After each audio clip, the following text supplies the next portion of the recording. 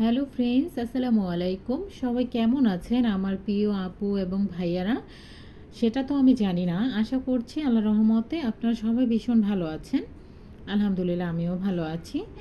আজকের পর্বে আপনাদের তৈরি করে দেখাবো তালের রস দিয়ে বা তালের পিউরি দিয়ে কদম পুলি পিঠা। তো চলুন দেখি এই পিঠাটা কিভাবে তৈরি করে নিচ্ছি। পিঠা তৈরি করার জন্য সর্বপ্রথমে এখানে একটি প্যান বসিয়ে নিচ্ছি, আর এখন পিঠার যে ভিতরের পুর রয়েছে সেটা তৈরি করব। প্যানে দিয়ে দিলাম 1 চা চামচ ঘি, কিছু কেটে রাখা বাদাম দিয়ে দিচ্ছি। এখানে কাজু বাদামটা রয়েছে, কুচি করে নিয়েছি। এটাকে একটু হালকা ভেজে নিলাম। তারপর এখানে 3 পিস এলাচ দিয়ে দিয়েছি মুখ ফাটিয়ে, আর 1 টুকরো দালচিনি দিয়ে একটু ভেজে নিচ্ছি। ভেজে নেওয়া যখন হয়ে যাবে, এখানে 1 কাপ ব্যবহার করতে হবে ফ্রেশ কুড়িয়ে নেওয়া নারকেল। নারকেলটাকে কিছুক্ষণ ভেজে নিব। নারকেলটা ঘিয়ে কিছুক্ষণ ভেজে নেওয়া হয়ে গেলে এখানে 1 কাপ দিয়ে দিচ্ছি খেজুরের গুড়। দিয়ে এটাকে ভালোভাবে নেড়েচেড়ে মিক্স করে নিতে হবে। তারপর এখানে দিয়ে দিচ্ছি 2 টেবিল চামচ পরিমাণে গুঁড়া দুধ। দিয়ে এটাকে মিক্স করে নিলাম। গুঁড়া দুধ দেওয়ার কারণে কিন্তু ভিতরের পুরের যে স্বাদটা রয়েছে সেটা আরও বেড়ে যাবে। কিছুটা পানি দিয়ে এটাকে ভালোভাবে রান্না করে নিতে হবে। এটা শুকিয়ে আসা পর্যন্ত রান্না করে নিতে হবে, তা না হলে কিন্তু একটু ভেজা থাকলে যখন পিঠার ভেতরে দেয়া হবে এটা কিন্তু এটার রসটা একটু বেরিয়ে আসবে, সেক্ষেত্রে পিঠাগুলো নষ্ট হয়ে যাবে। ভালোভাবে নেড়েচেড়ে শুকিয়ে আসা পর্যন্ত এটাকে রান্না করে নিলাম। এখন এটাকে সাইডে রেখে দিচ্ছি। এখন চুলায় আরেকটি পাত্র বসিয়ে দিয়েছি। দিয়ে এখানে দিয়ে দিলাম 1 কাপের থেকে একটু কম হবে তালের পিউরি, আর সেই কাপটা ধুয়ে দিয়ে দিলাম 1/2 কাপের মতো পানি। এখন দিয়ে দিব এখানে স্বাদ অনুযায়ী লবণ। এখন পিঠার ব্যাটারটা তৈরি করছি। দিয়ে দিচ্ছি 2 টেবিল চামচ পরিমাণে চিনি। চিনিটা যদি আপনারা এখানে দিতে না চান স্কিপ করতে পারেন। আমি দিয়েছি কারণ তালের পিউরি মাঝে মাঝে কিন্তু একটু তেতা লাগে, এর জন্য দিলাম। দিয়ে দিচ্ছি 1 টেবিল চামচ পরিমাণ গুঁড়া দুধ। এই গুঁড়া দুধটা দিলে এটা টেস্ট বেড়ে যায়, কিন্তু খেয়াল রাখতে হবে এই যে তালের পিউরির কালারটা কিন্তু একটু কমে যায়, একটু হালকা হয়ে যায়। এটা এখন বলক চলে আসছে। এখানে দিয়ে দিলাম 1.5 কাপের মতো চালের গুঁড়া। দিয়ে এটাকে মাঝখান থেকে একটু ছিদ্র করে দিচ্ছি, যাতে করে তালের পিউরির সাথে এটা ভালোভাবে সেদ্ধ হতে পারে। দিয়ে এটাকে ঢাকনা দিয়ে ঢেকে দিচ্ছি 5 মিনিটের জন্য। 5 মিনিট পর ঢাকনাটা খুলে এটাকে নেড়েচেড়ে মিক্স করে নামিয়ে নিতে হবে। এটা কিন্তু ভালোভাবে সেদ্ধ হয়ে গেছে। সেদ্ধ হয়ে যাওয়ার পরে দেখবেন এরকম একটু দলা দলা ভাব হবে, আর যেটা একটু দেখবেন একেবারে ভিজে ভিজে মাখো মাখো হয়ে যায় সেটা দিয়ে কিন্তু পিঠা বানাতে সমস্যা হয়। এখন একটু চাপ দিয়ে দেখে নিলাম ভালোভাবে এটা সেদ্ধ হয়েছে কি না।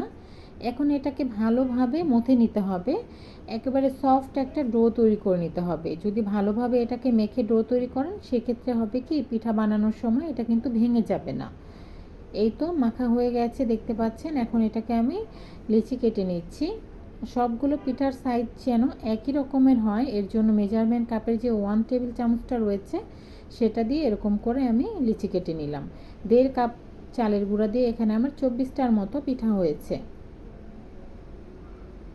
এটা হচ্ছে অনেকটাই সুবিধা হয় বুঝে নিতে আর কি। সবগুলো হয়ে গেছে। এখন আমি পিঠা তৈরি করে আপনাদেরকে দেখিয়ে দিচ্ছি। একটু হাতে মুঠ করে নিয়ে একটু ঘুরিয়ে নিলে তারপর এটাকে একটা বাটির শেপ আকার করে নিতে হবে।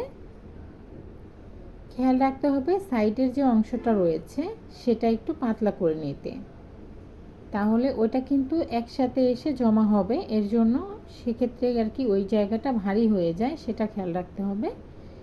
এভাবে পেঁচিয়ে নিলে তারপর হাত দিয়ে একটু ঘুরিয়ে নিতে হবে। আপনারা চাইলে মাঝখানে একটু এরকম রেখে দিতে পারেন, তারপর একটু গোল করে নিলেই কিন্তু পিঠাটা তৈরি হয়ে গেল। আবার চাইলে আমি যতটুকু রেখে দিয়েছি ওটা না দিলেও না রাখলেও হবে। আমি না রেখে আরেকটা তৈরি করে দেখাচ্ছি। এরকম হাতের সাহায্যে ঘুরিয়ে নিলে আবার একটা বাটি তৈরি করে নিব।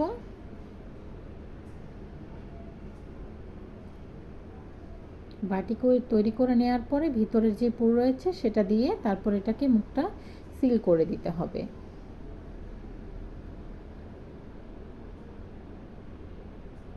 আপনাদেরকে খেয়াল রাখতে হবে পুরটা যেন ভালোভাবে রসটা টেনে নেয়, সেক্ষেত্রে নামিয়ে নেবেন। পুরে রস থেকে গেলে কিন্তু পিঠা ভেঙে যাবে। এই তো দেখতে পাচ্ছেন, এখন এটাকে ঘুরিয়ে নিলাম। আমি কিন্তু পুরোটাই এখানে রেখেছি, কোনো অবশিষ্ট বেটার এখান থেকে তুলে নিইনি। সবগুলো এভাবে বানিয়ে নিয়েছি। আগে থেকেই আমি হাফ কাপ বাসমতি রাইস পানি দিয়ে ধুয়ে পরিষ্কার করে ভিজিয়ে রেখেছিলাম। এখন সেই রাইসের ভিতরে এই পিঠাগুলো একটু কোটিং করে নেব। প্রথম কিন্তু চালগুলো পিঠার সাথে লাগতে চাইবে না, আস্তে আস্তে করে মোট করে তারপর কিন্তু এটাকে লাগিয়ে নিতে হবে। এই তো এভাবে আমি লাগিয়ে নিয়েছি। কিছুটা সময় ধরে এটাকে একটু মেখে নিতে হয়, মানে হাতে মোট করে চালের ভিতরে একটু কোটিং করতে হয়, তারপর কিন্তু এটা লেগে যায়। বা চালটা একটু ভেজা ভেজা রাখতে চেষ্টা করবেন, তাহলে এটা কোটিং করতে কিন্তু সুবিধা হয়। সবগুলো এভাবে কোটিং করে নিচ্ছি। এই পর্যায়ে সবগুলো কোটিং করে নেওয়া হয়ে গেছে। এখন চুলায় একটি প্যান বসিয়ে দিয়ে তার ভিতরে পর্যাপ্ত পরিমাণে পানি দিয়ে দিব। পানিটা বলক চলে আসা অবধি অপেক্ষা করব। আর পানি বলক চলে আসতে আসতে আমি কিন্তু এখানে রাইস কুকারের যে স্টিমারটা রয়েছে সেটার ভিতর কিছুটা তেল মেখে নিয়েছিলাম। যখন পানিটা বলক চলে আসছে এটার উপরে বসিয়ে দিয়েছি। এখন একটি একটি করে পিঠা এটার উপরে দিয়ে পিঠাটাকে আর কি সেদ্ধ করে নিতে হবে। একটু ফাঁকা ফাঁকা জায়গা রেখে কিন্তু দিতে হবে, রাইসগুলো কিন্তু ফুলের মতো হয়ে যাবে, ওকে জায়গা দিতে হবে। এই তো দেখতে পাচ্ছেন কতটা ফাঁকা রেখে দিয়েছি। এখন এটাকে 10 থেকে 15 মিনিটের জন্য সেদ্ধ করে নেব। আর যেই ঢাকনার যে ছিদ্রটা ছিল সেটাকেও কিন্তু বন্ধ করে দিয়েছি। এই তো 10-15 মিনিট পরে আমি ঢাকনাটা তুলছি। দেখতে পাচ্ছেন পিঠাগুলো কিন্তু হয়ে গেছে। এখন এগুলোকে আমি সার্ভিং করে আপনাদেরকে দেখাচ্ছি। আশা করছি সহজ পিঠা রেসিপি আপনাদের কাছে ভালো লেগেছে। যদি ভালো লেগে যায় অবশ্যই একটি লাইক দিতে ভুলবেন না। আর আমার পাশে থাকতে আমাকে সাপোর্ট করতে অবশ্যই আমার চ্যানেলটিকে সাবস্ক্রাইব করবেন, নিয়মিত আমার ভিডিওগুলো দেখবেন, আর বেশি বেশি করে ফ্রেন্ডস অ্যান্ড ফ্যামিলির সাথে শেয়ার করতে ভুলবেন না। তো এরকম মজার মজার রেসিপি পেতে অবশ্যই আমাকে কমেন্টে লিখে জানাবেন যে আপনারা কোন রেসিপিটা দেখতে চান। আমি অবশ্যই ট্রাই করব বানিয়ে দেখানোর জন্য। আজকে এই পর্যায়ে এখানেই বিদায় নিয়ে নিচ্ছি। পরবর্তী ভিডিও নিয়ে হাজির হয়ে যাওয়াতে আপনারা সবাই ভালো থাকবেন, সুস্থ থাকবেন। আপনাদের সুস্বাস্থ্য কামনা করে আজকে এখানেই বিদায় নিচ্ছি। আসসালামু আলাইকুম।